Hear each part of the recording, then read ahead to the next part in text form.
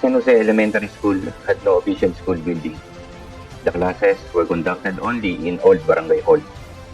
Because of the lack of classroom, learning spaces were limited and often inconvenient for both learners and teachers. In response, one of the major accomplishments during my leadership was the construction of one temporary learning space, made possible through the support and generosity of kind-hearted stakeholders. To strengthen teaching and learning, I implemented the district-initiated best practices known as the 6Bs. Bawat bata bumabasa, bumibilang, di busagham, at busilak ang kalooban. These practices, originally recognized as a district model, aim to enhance literacy, numeracy, values formation, and scientific engagement. With the help of my teachers, the 6Bs become an integral part of daily instruction and contributed to the holistic development of the learners. I also introduced the implemented Project Matuto, my approved action research entitled Multiplihan, an instructional tools in improving learners' multiplication skills. Under the guidance of our math teachers, Ms. Liana Escuchon, the project helped improve the numeracy skills, especially the multiplication skills of the learners. To address the resources needed of teachers, I launched Project Free, provide resources in teaching.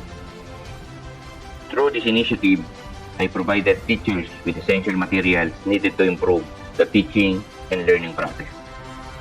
These included blackboards, 1:1 printer for each teacher, 1:1 smart TVs for each teacher, and various instructional materials. Project Print enabled teachers to deliver lessons more effectively and encourage them to integrate technology into classroom instruction. Lastly, I developed my innovation, Project 4D, designing, developing, and digitalization of documents, which involved the creation of multi-grade website in the division of Nueva Ecija.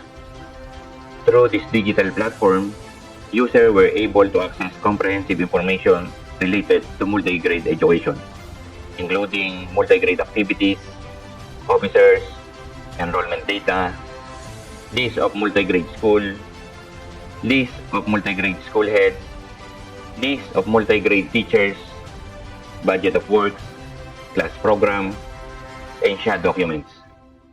Project 4D enhanced accessibility, organization, and transparency of multi-grade documents and serve as a valuable resources for teachers and administrators.